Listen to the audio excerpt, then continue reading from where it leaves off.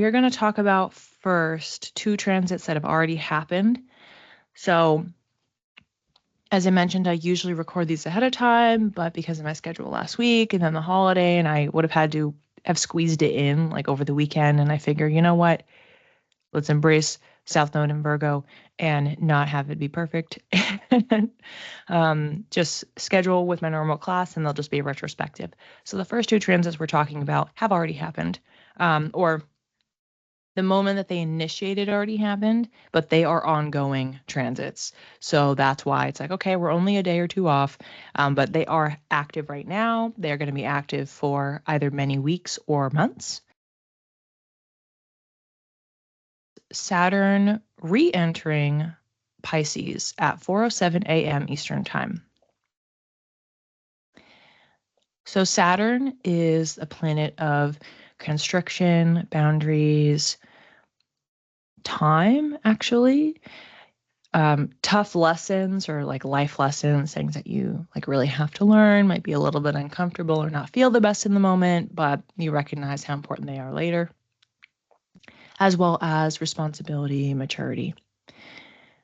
And Pisces, in contrast, is a sign that represents creativity, intuition, empathy, kindness, illusion, a little bit of either escapism and detachment because you're not connected to reality, or naivete. It's like you're kind of separate from reality in that sense. You're not aware of some things.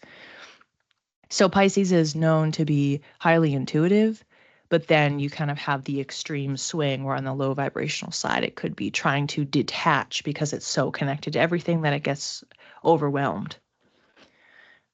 So for our storyline here, I have talked about Saturn and Pisces multiple times this year, so I'm not going to go super, super in depth, in part because I have other videos that you can actually go back to on my YouTube channel to learn about this transit, and I talked about it on my blog on my website. But Saturn first entered Pisces in March 2023, so over 2 years ago, 2.5 years ago. And it was in this sign from March 2023 to May 2025. So what we have been experiencing up until now is like a little summer vacation where Saturn has changed signs and it's been in Aries.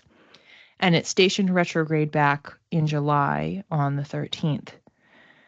And so it's been slowly moving from those very, very early degrees of Aries back into Pisces. So on September 1st, it's when it finally hit that 29th degree of Pisces and is going to continue to back up. It will not station direct until November 27th, so right at the end of the month. So at that point, it's going to be backing up between September 1st and November 29th. So September, October, basically 3 months exactly. Then it will stop. It will station direct, start moving forward, retracing the same degrees of the retrograde, including those very early degrees of Aries. So for Saturn in Pisces purposes and understanding this leg of the transit, it's going to be in Pisces, like going direct and retracing the degree points until February 2026. So from November 27th to February 13th, it will be in Pisces moving direct. So as you can see, each of these segments is a couple months, is a few months long. So we have between now and the end of November, 3 months where it's retrograding. And then an additional December, January, February partway where it's direct and it's still in Pisces. So really we have September 1st through February 13th where it will be in Pisces, either in retrograde or direct motion. And that's a significant chunk of time. You know, it's like between 5 and 6 months. And then it will re-enter Aries, still be retracing the degrees, and then springtime next year, it'll finally be treading new ground in Saturn, in Aries, and stay in that sign for a couple more years. So, reminder, if you want to get an understanding of the Saturn in Pisces archetype overall, have a couple different blog posts. One where I actually did in 2024. This could be one that you might want to check back at too. And I plan on doing another one in February of next year, where I did reflections on the Saturn in Pisces retrogrades in 2023 and in 2024. So then I'm going to do it again because this will be for 2025. Have a reflection, kind of analyze like what were the things I was up to, what transpired for me based on looking at my chart. So those are some other great examples. I try to do little reflections like that every once in a while so that it can be modeled. So if you're someone like me who does track, then you can look back at, your dreams or journal prompts or things that you fill out or any notes that you take, or if you have a mood tracker or anything else. So I plan on doing another round of that to kind of put a button on the Saturn in Pisces transit and in part for me, which you'll hear in the videos where I've talked about this previously. So I have one from May where I talked about it leaving Pisces and entering Aries and talking about Saturn returns because I have my natal Saturn in Pisces. And then I have another one from July where we were talking about it stationing retrograde. So there's two different videos that you can look back on to learn about this transit. And then I have that 2024 blog post talking about Saturn retrogrades in Pisces in recent years. So you could use those as a framework. And I'm so afraid of it going back into Pisces, which is my 10th house. Well, it's already in there. So if you have survived these last couple days, you'll be fine. My career life, since it's entered Pisces, has been so unstable that PTSD from going back into Pisces. Well, it's only going to be a short period of time, fortunately. I will also be squaring my Neptune in the 7th house. I don't even know what to expect. Yeah, this is the thing. If you are not in a Saturn return, and obviously we can't say anything definitively here because we don't know. There's just archetypes that are associated with the signs and the planets. But typically, if we're thinking about shedding, yes, that could be Saturn. It also could be Pluto. But typically, like I mentioned before with Saturn, it's representing important lessons. So if, as an example, you were to lose your job, it would be happening for a reason. That's like the rationale behind it is like in my example, which I've talked about in that video, I think I've talked about it in my podcast as well, Saturn in Pisces for my Saturn return. I changed jobs like multiple times, and it's not even in my 10th house. So it's in my 9th. And that's why like it's not even necessarily about where it is in your chart when it comes to a Saturn return. Now, if you don't have a natal Saturn, then yes, it would make sense. It would be related to your 10th house.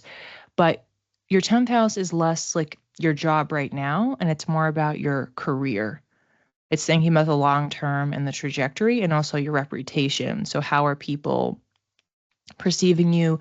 How are you dealing with being seen and visible by people in general and maybe at your job?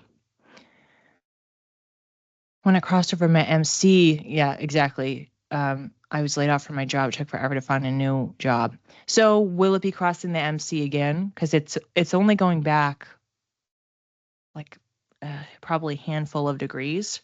So unless your MC is like right at the end of Pisces, yeah, no, it's understandable. This is the thing I like to remind people is that with the planets, with the transits, it is correlation. If we kind of lock in to its causation, like, oh my gosh, Saturn's going to move here and then this horrible thing is going to happen. Like, ideally, we want to be able to use astrology as a tool for one, being able to understand ourselves. And when it comes to transits, like being able to be prepared. So If what it's doing is stressing you out and making you feel really anxious, then it's like, okay, like maybe we want to step back a little bit or try to focus on some other astrology, because then it's causing a trauma or reinforcing a trauma that, like, then you're going to have this association for the rest of your life of, oh my gosh, Saturn in Pisces, so horrible, blah, blah. And it might also just be that because it hasn't really been that long, this is just within the last 2 years, that it feels really upsetting and, frustrating and exhausting right now. And the point is that we're not out of it. So I can't even fully look at everything that happened for me since Saturn has been in Pisces.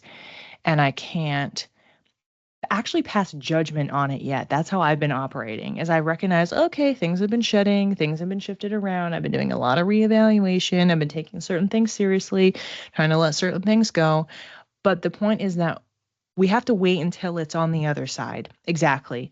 So we can start looking back late February 2026, maybe in March, maybe for the entire rest of 2026, we'll be processing everything that happened over the last few years, but we're still kind of in it. And of course, literally right now we are in it. So it's always a little bit harder to see and process certain transits, but in particular one like Saturn, until we actually get out of the energy. Yesterday, Mercury entered Virgo at 9:23 a.m. Eastern Time. Mercury represents communication, travel, the mind, your thoughts, things that you're thinking about, um, prioritizing, focusing on, as well as different forms of technology. And Virgo, one of the two signs that Mercury rules, therefore it's happy there, is associated with organization, putting things in order, self-improvement. On the extreme side of that is perfectionism or being like really critical. Mercury will be in Virgo from September 2nd until September 18th. So honestly, not very long. And then it's going to be changing signs. And during this time, we can expect having a little bit more mental acuity, sharp thinking, analytical thinking, speech processing, hopefully very effective and efficient communication, increased productivity, or just a focus on productivity, wanting to make the best use of our time, having a strong output for the input and the effort that we're putting in. Also reinforcing our routines. This could be a great opportunity not to start new routines, that would be Mars in Virgo, but to be maybe thinking up routines that we want to do, recalibrating the ones that we have right now, just having more of an emphasis and really viewing them as being important. And specifically, these routines, productivity, the analytical thinking, all of the above I mentioned before, is being applied to the Virgo area of your chart.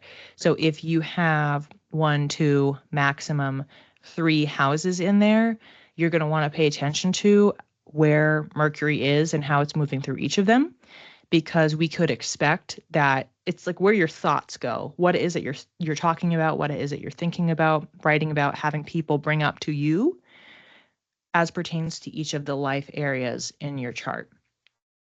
Now, if you want to look at just the Mercury in Virgo piece, you can look back to September 9th through 26th of 2024, last fall this time. That's the last time that Mercury was in this same sign. So if you have any sort of a journal or a log, or you just want to look at your calendar, what were you up to? It gives you a little bit of a framework for what to expect, but of course, depending on which house system you use, you're going to want to cut it a little bit more granular than that, but it will be overlapping. Whatever you have in Virgo this year is what you had in Virgo last year. So you can use it as a bit of a blueprint for some things that might come up, not necessarily, because of course we have other conditions in the sky. Other planets are in different signs and houses accordingly, but just looking at Mercury and Virgo in a vacuum, you have a reference point of a few weeks last September as well. All right, so I will be talking about Mercury moving into Libra in my part 2 class on the 17th. So again, we're just focusing on this Mercury and Virgo energy for now, but I will be picking up on that last third of the month in 2 weeks. Virgo in the 4th house. So that could mean that your mind, what you're thinking about, what you're talking about, communicating about, is in the realm of family. That could mean ancestry. That could mean caretaker. So your parents who raised you, thinking about your childhood, thinking about your foundations, what makes you feel safe and secure. Knowing before that we were talking about your job and actually concerns of not being secure financially, I would say this is kind of not a surprise because you'd be thinking like you want security, you want to feel safe, and that is 4th house. So that does make a lot of sense. It also, 4th house can contain privacy, so things that other people don't see. So another thing, Diana, that you want to think about is we have Saturn in your 10th and then Mercury in your 4th. Those are opposite houses, which means that potentially, so this is where you can use one of those transit tools to track, but you could have an exact opposition. It just depends on how far back Saturn goes. And the timing of it. But presumably, because Mercury moves pretty fast, towards the end of this 2 to 3 week period, it will go exact. So you just could look for that date. But that would signal that there'd be some sort of a tension in what you're thinking about or what you're hearing or learning about your foundations or about your family in direct opposition to what's happening in your career house. So that could be a date that you want to look for and that you want to circle. Be aware of that. Yeah. Roseanne, 4th and 5th. So Roseanne, similar for you, thinking about your foundations, your family, what it is that you are keeping private, that you're not sharing, vocalizing Mercury. And then as it goes into the 5th house, it's a focus on play, pleasure, childhood, but like children. So we move from like childhood, 4th house, roots, to 5th house, where we're talking about children. So it could be if you have children or grandchildren or nieces or nephews. Could also be for 4th house, you could have nostalgia because you're thinking about your childhood. But then for 5th house, you could always engage with things that are nostalgic, but it's for purposes of play. So there can be a little bit of an overlap between the two of them. It just depends on which flavor we are hitting of that. And also the 5th house contains dating, so not long-term relationships, but dating, because it's playful, it's flirty, it's fun, and creativity as well. So self-expression, that's also in the 5th house. So when we have self-expression through whatever means, and it's Mercury, which is a planet of communication, maybe you are feeling particularly inspired to work on some sort of a project or express yourself or share what it is that you are working on or coming up with during that period of time when it is in there. 11th house, that's looking at community, friends, networking, also social media. So this could be a period of time where you are talking with a lot of friends or reaching out to friends, connecting with new people, clubs, networking, using social media, maybe being more active on different platforms or in different groups. So we want to keep in mind that this is just a regular direct motion situation. So it just means that like our attention, our focus, and activity is increased in this area of life. We're not like doing reflection.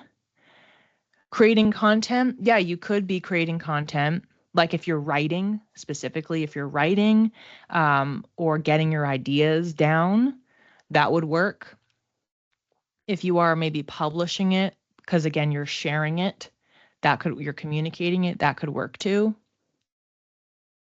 So this is an example of what I was talking about with Diana before. Like if you know this transit is happening, you could say, oh, well, then maybe I want to just allocate these few weeks that we have Mercury in Virgo in my 11th house. And I just want to block off time and just say, okay, I'm just going to like write a bunch of content. I'm going to write blog posts. I'm going to write scripts for YouTube videos.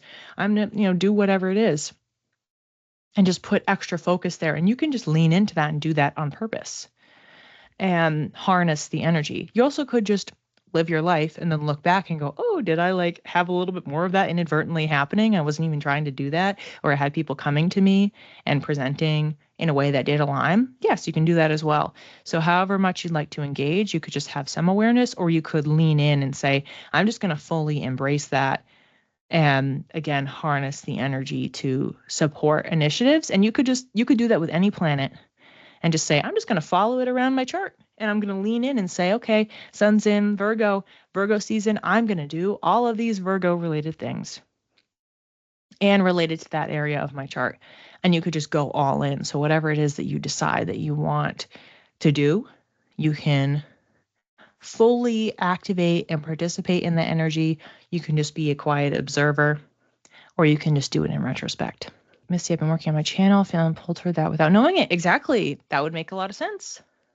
Because it's like you building your network and your community, I will raise that for the 3rd house and for the 9th house. We're thinking about writing and publishing and creating content.